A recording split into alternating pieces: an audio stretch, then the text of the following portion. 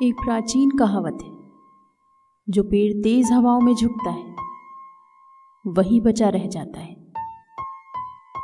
यह सच है, आखिर में वही बचता है जो विनम्र होता है। अकड़ किसी काम की नहीं होती। ताओ के सानिध्य में रहो और तुम्हें इसका अर्थ समझ आ जाएगा। प्रकृति भी इसे अपनाती है, तभी तो हवा चल नहीं सकती पूरे दिन के लिए, तूफान रह नहीं सकता पूरे दिन के लिए। अगर प्रकृति यह समझती है और इसे वह अपनाती है, तो तुम्हें भी यह करना चाहिए। जब ये प्रकृति शाश्वत को नहीं बना सकती, तो फिर यह मनुष्य के लिए कैसे संभव है? जो ताओ के साथ चलता है वह ताओ के साथ एक होता है। जो खुश रहता है उसे खुशी मिलती है, और जो दुखी रहता है उसे दुख मिलता है। जब तुम ताओ के साथ एक होते हो, ताओ तुम्हें स्वीकारता है। जब तुम खुशी को अपनाते हो, तो खुशी वहां तुम्हारे लिए हमेशा पहले से उपस्थित होती है। स्वयं पर विश्वास करो, तब अन्य भी तुम पर विश्वास करेंगे। अपने उद्देश्य में दृढ़ रहो, ताकि तुम रास्ते से भटक न जाओ।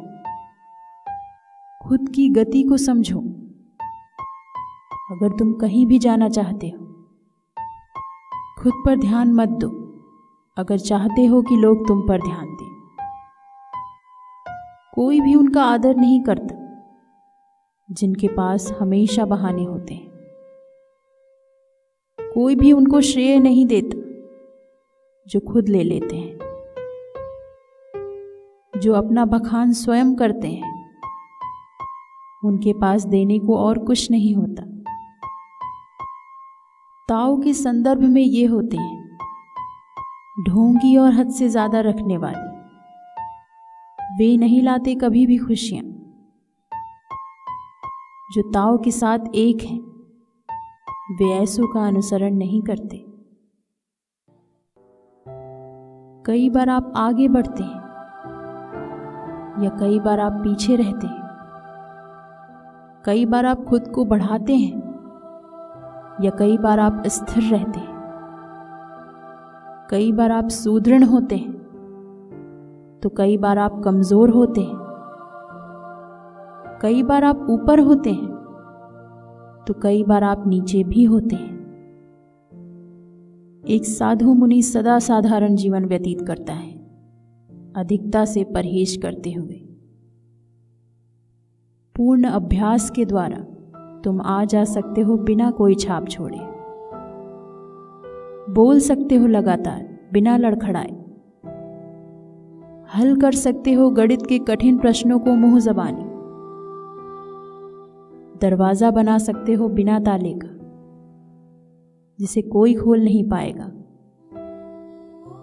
बांध सकते हो किसी चीज को बिना गांठ, बिना किसी रस्सी के, और वो ढीला भी नहीं होगा। क्या तुम इस दुनिया को जीतना चाहते हो? एक बार फिर सोचो। यह दुनिया एक पवित्र स्थल है। तुम जो चाहो वो इसके साथ नहीं कर सकते। जिन्होंने इसे बदलने की कोशिश की, उन्होंने इसका विध्वंस कर दिया। जिन्होंने इसे पाने की कोशिश की, उन्होंने इसे खो दिया। एक शासक कैसे एक राष्ट्र पर राज कर सकता है बिना किसी दुस्साहस के, जबकि वह उन सभी लालसाओं व इच्छाओं से ग्रसित होता है। यदि वह ज्यादा उदार है, तो उसके मंत्री भ्रष्ट हो जाएंगे। यदि वह ज्यादा सख्त है, तो उसका राज्य खत्म हो जाएगा। ध्यान से सुनो। अगर तुम नेतृत्व करना चाहते हो, जो ताओ के सानिध्य में होता है, वह कभी भी लक्ष्य को पाने के लिए हिंसा का प्रयोग नहीं करता।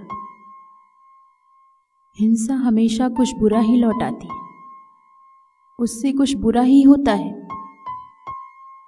युद्ध पर गई सेना अपने पीछे आंसुओं की निशान छोड़ देती है और सेनाओं की जीत हमेशा विध्वंस करती है। ताकतवर हमेशा अपनी सारी शक्तियां खो देता है और ताव के साथ अपना सानिध्य भी। यदि वह ताव के साथ सही नहीं हो पाता, ऐसे लोग ज्यादा समय तक नहीं टिकते। तब वे एक मृत की तरह होते हैं। हथियार भयावह वस्तु है। अगर तुम ताव के साथ एक होना चाहते हो तो उन्हें त्याग दो। एक साधु मुनि बस वह करता है जो होना चाहिए, और इतना ही बस है जो वह करता है। जो तुम्हें करना है वह तुम करो, बिना किसी घमंड या अहंकार के कार्य को पूर्ण करो, और फिर फल की चेष्टा मत करो। जो तुम्हें करना हो करो, पर खुद के फायदे के लिए नहीं। इसलिए करो कि वो होना चाहिए, और इसे इस तरह मत करो कि जैसे तुम सोचते हो कि इसे ऐसा होना चाहिए, बल्कि ऐसे करो कि जैसे उसको होना चाहिए। चीजों को जानना आपको चतुर बनाता है, पर खुद को जानना आपको बुद्धिमान बनाता है। औरों पर विजय के लिए तुम्हारा ताकतवर होना जरूरी है, पर खुद को जीतने के लिए तुम्हारा सामर्थ्यवान होना जरूरी है। जब तुम्हारे पास केवल वह होता है जो तुम्हें चाहिए, तभी तुम सही मायने में संपन्न होते हो। अगर तुम कभी हार नहीं मानोगे तो तुम कोई रास्ता जरूर निकाल लोगे। अगर तुम अपने प्रति ईमानदार रहते हो, तुम कभी नहीं भटकोगे। अगर तुम जिंदगी में जीवंत रहते हो, तुम तभी जीते हो।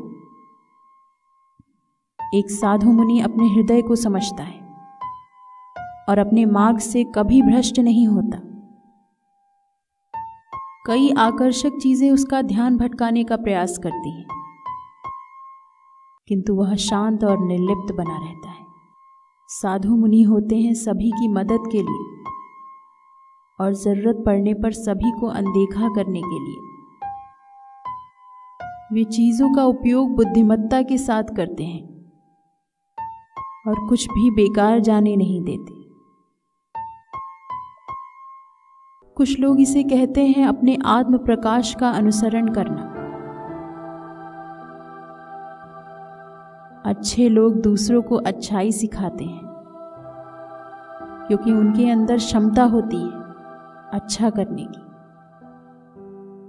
होशियारी किसी काम की नहीं होती अगर तुम अपने गुरु का आदर नहीं करते और दूसरों के हुनर को सम्मान नहीं देते। अगर तुम ताकतवर हो पर फिर भी संवेदनशील हो, तो शक्ति तुम्हारे अंदर बहती है, जिससे तुम हमेशा ताव के साथ एक होते हो। यह एक नई जिंदगी की तरह है। अगर तुम आदर्शवादी होते हो, वास्तविकता को जानते हो, तो तुम दूसरों के लिए उदाहरण प्रस्तुत करते हो। इसे करो और तुम हमेशा ताव के साथ एक होगे। तुम कुछ भी कर सकोगे। अगर तुम अच्छाई जानते हो, बुराई को समझते हो, तो तुम दुनिया के लिए प्रमाण स्थापित करते हो। इसे करो और तुम हमेशा ताव के अनुसार होगे। तुम फिर असीम होगे। अगर तुम प्रतिष्ठित हो फिर भी विनम्र हो और चीजों को देखते हो जैसे कि वो हैं, तो तुम हमेशा ताव के अनुसार होते हो और तुम्हारा जीवन सरल व सामर्थ्यवान हो जाता है। सच्चे तथा सहज रहो और फिर देखो कैसे ताओ तुम्हारे साथ एक बद्ध होता है। कुछ है ऐसा जो है अपरिभाषित किंतु अपने आप में पूर्ण है, जो जन्मा धरती और आकाश से भी पहले, मौन और असीम, जो स्थिर है शुरुआत से बिना किसी परिवर्तन के, जो है सर्वव्याप्त बिना किसी विफलता के। शायद वही है सभी चीजों की उत्पत्ति का कारण। मैं उसे नाम से नहीं जानता, लेकिन मैं उसे ताओ कहता हूं। यह इतना भव्य है कि यह टिका हुआ है, और जो टिका रहता है वो लंबे समय तक रहता है, और जो लंबे समय तक रहता है वह शुरुआत में फिर आता है